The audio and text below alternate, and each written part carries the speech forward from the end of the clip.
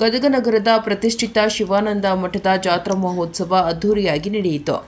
ಇಂದು ಗದಗ ನಗರದ ಪ್ರತಿಷ್ಠಿತ ಮಠ ಶಿವಾನಂದ ಮಠ ಹಾಗೂ ಅದರ ಆಡಳಿತ ಮಂಡಳಿಯಲ್ಲಿ ಕಳೆದ ವರ್ಷ ದೊಡ್ಡ ಸಮಸ್ಯೆಯಾಗಿ ಪರಿಣಮಿಸಿತ್ತು. ದೊಡ್ಡ ಸ್ವಾಮೀಜಿ ಹಾಗೂ ಸಣ್ಣ ಸ್ವಾಮೀಜಿ ಮಧ್ಯೆ ಜಿದ್ದಾಜಿದ್ದಿ ನಡೆದು ಮಹಾ ರಥೋತ್ಸವ ನಡೆಯದೆ ಜಾತ್ರೆಗೆ ಬಂದ ಭಕ್ತರಲ್ಲಿ ಒಂದು ಬೇಜಾರು ಉಂಟು ಮಾಡಿತ್ತು. ಅದು ಕೋರ್ಟ್ನಿಂದ ಈ ಬಾರಿ ಸಣ್ಣ ಸ್ವಾಮೀಜಿಗೆ ನೀವು ಸಾಮಾನ್ಯ ಭಕ್ತರ ರೀತಿಯಲ್ಲಿ ಇರಬೇಕು ಎಂದು ಆದೇಶ ನೀಡಿದ್ದಾರೆ ಎಂದು ದೊಡ್ಡ ಸ್ವಾಮೀಜಿಗಳು ತಿಳಿಸಿದರು. ಆದರೆ ಈ ಬಾರಿ ಯಾವುದೇ ತೊಂದರೆ ತಕರಾರು ಇಲ್ಲದೆ ಅಡ್ಡಪಲ್ಲಕ್ಕಿ ಮೆರವಣಿಗೆ ಮಹಾರಥೋತ್ಸವ ವಿಜೃಂಭಣೆಯಿಂದ ನಡೆಯಿತು. ಭಕ್ತರು ಕೂಡ ಈ ಬಾರಿ ಖುಷಿಯಿಂದ ಜಾತ್ರಾ ಮಹೋತ್ಸವ ವೀಕ್ಷಿಸಿದರು.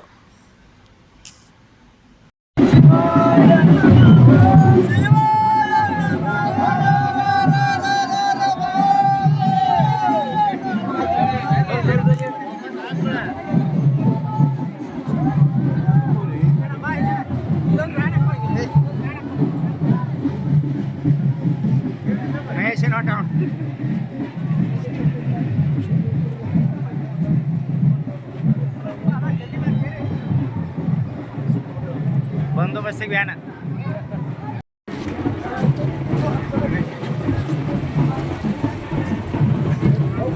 ಅಮ್ಮ ಹಿಂದಿರ್ಬೇಕಿತ್ತು ರಥ. ಹಾಂ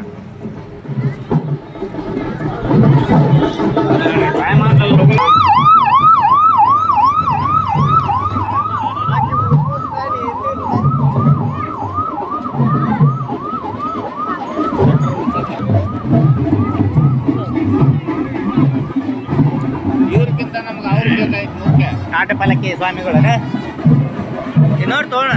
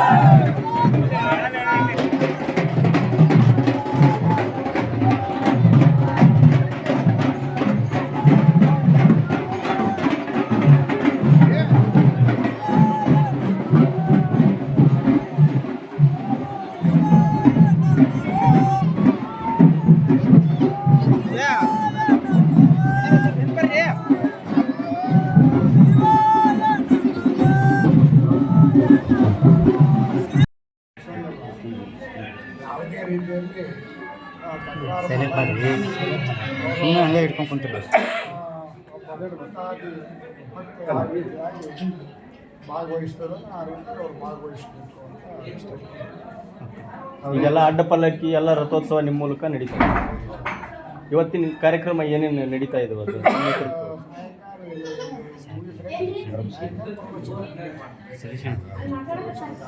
ಆಮೇಲೆ ಏನು ರೆಡಿ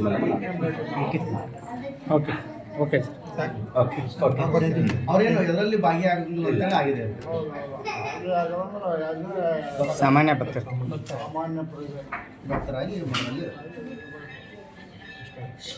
ಓಕೆ ಸರಿ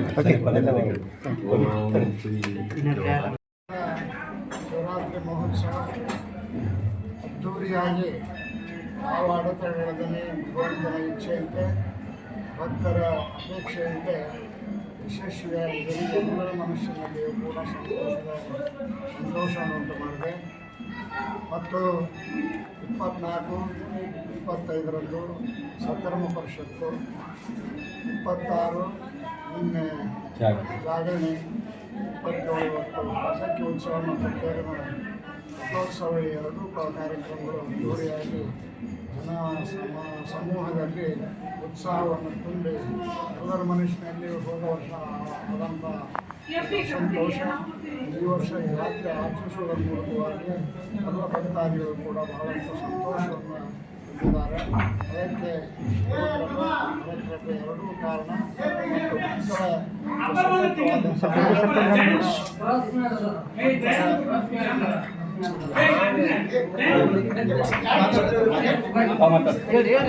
ಹೇಳ್ರಿ ಮಾತಾಡ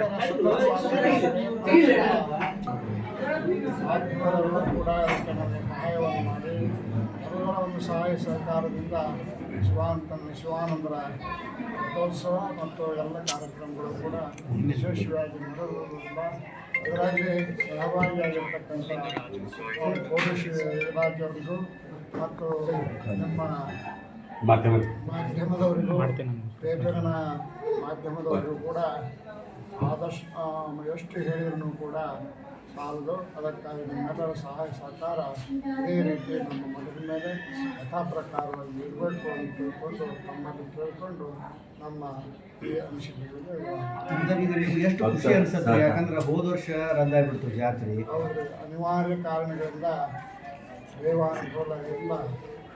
ಅವೆಷ್ಟೇ ಪ್ರಯತ್ನ ಮಾಡಿದರೂ ಕೂಡ ನಾನೊಂದು ಬಗೆದರೆ ದೈವ ತಾನೊಂದು ಬಗೆಯುವುದು, ನಾನು ಇತ್ತ ಇಳಿಸಿದರೆ ಅದು ಅತ್ತ ಇಳಿಸೋದು ಅನ್ನುವಂಥ ಮಾತಿನಂತೆ ಎಷ್ಟೇ ಪ್ರಯತ್ನ ಪಟ್ಟರೂ ಕೂಡ ಆಗಲಿಲ್ಲ. ಅದು 100 ವರ್ಷಗಳ ಇತಿಹಾಸದಲ್ಲಿ 24ನೇ ಇಸ್ವಿಯ ರಥೋತ್ಸವ ಆಗಲಿಲ್ಲ ಅನ್ನುವಂಥ ಒಂದು ವಿಷಾದನೀಯ ಸಂಗತಿ ಜನಮಾನಸದಲ್ಲಿ ಅಚ್ಚಳಿದೆ ಉಳಿಯುವಂಥ ಪ್ರಸಂಗವಾಗಿತ್ತು. ಅದಕ್ಕೂ ಕೂಡ ನಾವು ಬಹಳಷ್ಟು ಅಸಂತೋಷವನ್ನು ವ್ಯಕ್ತಪಡಿಸಿದ್ರಲ್ಲ, ದುಃಖವನ್ನು ಕೂಡ ನಾವು ಅದು ಇವತ್ತಿನ ಈ ಕಾರ್ಯಕ್ರಮವನ್ನು ನೋಡಿದಾಗ ಭಕ್ತರ ಅದ್ದೂರಿಯಾಗಿ ಭಾಗವಹಿಸಿದ್ದನ್ನು ನೋಡಿದಾಗ ಸಂತೋಷ ಇವತ್ತು ಮಾಯವಾಗಿದೆ. ಮುಂಬರುವ ದಿನಗಳಲ್ಲಿ ಕೂಡ ಗುರು ಶಿವಾನಂದರ ಕೃಪಾ ಎಲ್ಲ ಭಕ್ತಾದ ಒಂದು ಕರುಣೆ ನಮ್ಮ ಮೇಲೆ ಇದ್ದದ್ದಾದರೆ ಇನ್ನೂ ಇದಕ್ಕಿಂತ ಹೆಚ್ಚು ಕಾರ್ಯಕ್ರಮಗಳನ್ನು ಮಾಡುವುದರ ಮೂಲಕ ಜನಮಾನಸದಲ್ಲಿ ಶಿವಾನಂದ ಮಠದ ಕೀರ್ತಿ ಹೆಚ್ಚಳಗೆ ಉಳಿಯುವಂತೆ ನಾವು ಶ್ರಮವಹಿಸಿ ಧೀರ್ಯವಾಗಿ ಗುರು ಶಿವಾನಂದರಲ್ಲಿ ಪ್ರಾರ್ಥನೆ ಮಾಡುವುದರ ಮೂಲಕವಾಗಿ ಅನಿಸಿಕೆಯನ್ನು ಹಂಚಿಕೊಂಡಿದ್ದೇವೆ. ಕೋರ್ಟ್ ವಿಷಯ ಏನಾಗಿದೆ? ಕೋರ್ಟ್ ವಿಷಯ ಅವರು ಏನು